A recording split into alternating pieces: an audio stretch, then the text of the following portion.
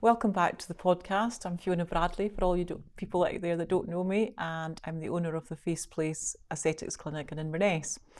The last podcast I had it was myself and Damon. I was introducing Damon as my new business partner. So if you haven't seen that episode, go back and watch it. So we just wanted to really give you a heads up as to how we're planning to grow the business. We have got so many plans. A lot of it's, well, not a lot of it, but some of it is actually starting to take shape already. We've got the rooms just about ready. Yep. The tap went on the tap. I think I waited about 3 weeks to get a tap, but because we're all registered with Health Improvement Scotland, of course, so everything takes so much longer because we've got to have it all to certain standards. But yeah, so do you want to tell them what's in store for clients at the Face Place? Obviously my part of the business is growth and how we market the business. So we've looked at branding. We're going to rebrand. That's really exciting. You sent some colours over, did you? That was so funny. So David from Highland Marketing he does sort of my website, and he's going to do all the rebranding in his company. So he said to me, Fiona, I want you to do a mood board. So just whatever colours you want, fire it all on and send it to me, and I can see where, because we obviously want the branding is a reflection on my personality and the Face Place's personality. So I love doing things like that. So I set it about, and I got lots of pictures of flowers, not because I like flowers. I mean, flowers are okay, but I'm not a flowery person, but I love the colours of them. So when we jumped on the Zoom call the other day, they had made it all to do with flowers, and I was thinking, oh my days, how can I say to them that I don't want it flowers? So in the end I had to put my hand up and I went, look, I think you got the wrong end of the stick. And you went, thank you for that, Fiona. I was sort of thinking, like, all right, she's put all these things forward and this is not what I envisaged for the business. Oh my God, it's going to look like a florist. Flower shop. And I'm thinking to myself, so how am I going to approach the conversation with Fiona about how we don't need flowers without upsetting her taste?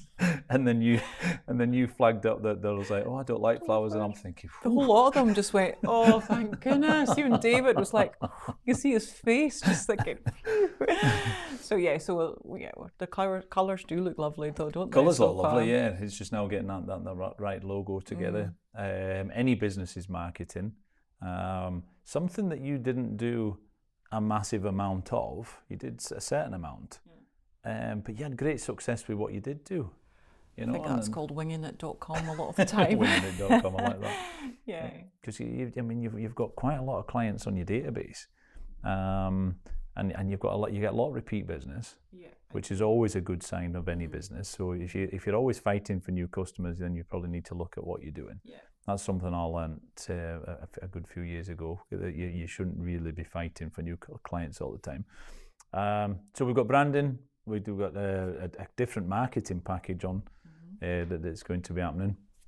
There's going to be, can I say memberships for the memberships for all your clients now, so that there's a bit more of a loyalty scheme in place. You're going to be doing payment plans for some of the treatments, aren't you?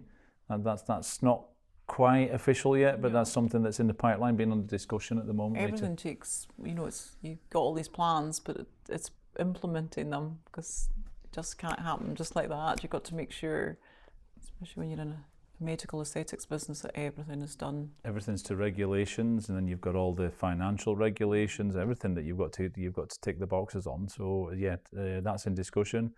You're gonna have a open day, launch party, yeah, prosecco party maybe. Prosecco, wouldn't mind it. Although I don't actually like prosecco, do you know that? Do you not? No. I like wine, but I don't like prosecco. Prosecco's never been my thing, to be honest. No, don't get it. I think it's like fizzy vinegar. No. But by all means, you can all drink prosecco. We'll put prosecco on. The launch day will be really good. Yeah. That'll be that's going to be a very informative day, fun day as well. Yeah, definitely. And then expansion plans. I mean, they're going to be expanding. We won't say too much about that, but there'll be probably in the next 12 months there'll be expansion plans. Depending on our figures align, we could even expand into bigger premises in Inverness, expand into other areas. I think we've got a good business plan together. I think one of the key things has been structured as well, hasn't it? Because now you've got structure. And there's one thing I've learnt about you in the short space of time is that you need structure. I need to know. You need to know what's happening, when it's happening, and how it's happening. Definitely. And you can get very fidgety quickly if it's not. I drive my family mad because I'm like, when's it happening? Like, is it today? Is it tomorrow? Or is it yesterday? And I've noticed that with you, as soon as I can put a document in front of you that shows you that structure or shows you what's happening, you're all at rest again. So I'm learning with you all the time. I'm like, right, I need to make sure that's right. Because I'm really bad for it. No. Everything I do is in my head. And then some people say to me, I don't know how you do it, Damon, but everything I do is in my head, more or less. So I can see but then I forget that other people can't see what's going on in here. So then I need to write it down. But so I think the launch party it is going to be so good. Because the clients, they don't get a chance to mix either, and to talk about some of their treatment plans. They might think, somebody else might not think that would be suitable for them, but just getting used to all together, and you obviously don't need to tell what treatments you get, but that you even need to come, or that you come to the face place. Because some people that's come in wouldn't be clients. It's from all over that we're going to come in. Because you take the stigma away from it as well, because you're changing people's views on things, because I said before in the previous episodes that I had a certain view, and that was anybody that's getting that kind of treatment would have really vain, and they were just pumping the cells full of fillers, and they were going to look like trout pout or something like that. It's just completely, absolutely the wrong idea. And so I think that changing that stigmas and having these things, people should be proud of how they want to look. And I think that you're a long time dead. So I just think if someone bothers you now in this day and age, you change it. It's like you go to the hairdressers to get your hair dyed if you don't want to have grey hair. Nobody says anything about that. Yeah, exactly. If you've got something on your, like a wart or something on your hand, you get that taken off, and that's acceptable. Yeah, exactly. So why is it not acceptable to make your skin look better, or just to get rid of some of the wrinkles that's bothered you for years and years? And if it's going to make you feel better, that's the main goal, isn't it? Exactly. You do it for yourself. That's what I like about the plans that we've got. So I mean, we're pushing over 200 grand invested in new machinery, new equipment. Which opens up a whole host of treatments. I've got a friend who's got a big scar on his face from an accident, and tell him about when you were at the football as well last week. What your pals were saying to you. Yeah, so I was down at the United game, probably the greatest game that's ever. Not the audience on here will ever listen. And let's not start talking about football. I have that enough of that at home. Every time I mention football to Fiona, she just rolls her eyes. Go. Football or golf. I know. But yeah, I was down at the United game last week against Leon, and all my pals I'd not seen, because they only see me every 6 months or so, depending when I can get down, 3 or 6 months. And they were just going on about how fresh I looked, how fresh face I looked. I go about here now, and people are saying, "Oh, you're looking so fresh-faced." So it must. That's after having the secret RF treatment. That was after having the secret RF treatment, and there'll be people in the audience going, "How bad did he look in the first place?" If this, no. But it's obviously made a difference, and it does. I mean, I'm quite a confident person. I honestly don't care what people think about me, but it boosts your confidence. You'd be a liar if you said it didn't, because it gives you probably even a bit more confidence. And it's good to feel good yourself. I don't care what anyone says. And that's what I say to the clients when they leave after getting their treatments. You don't get people going, "What on earth have you done?" Yeah. It's such a subtle treatment that we do. People will say, "What skincare are you using?" Or what? Oh, can I tell a wee story actually about skincare? This is so funny. So one of my clients, most clients don't tell their husbands either they get treatments, by the way. I actually think I should start a book about what they tell their husbands about their treatments. So anyway, one lady was coming for anti-wrinkle injections and never told her husband, but she'd bought new product, Charlotte Tilbury. Don't know if you've heard of that. It's a big brand name. No, there you I'll go. look I'm that up now. plugging Charlotte Tilbury here. And her husband said to her he knew she was using this product, and he said to her one day, "Oh my days, that Charlotte Tilbury is working amazing. It's lovely on you." So she actually phoned when she needs her next treatment. She calls her. She says, "Can I get my Charlotte Tilbury, please?"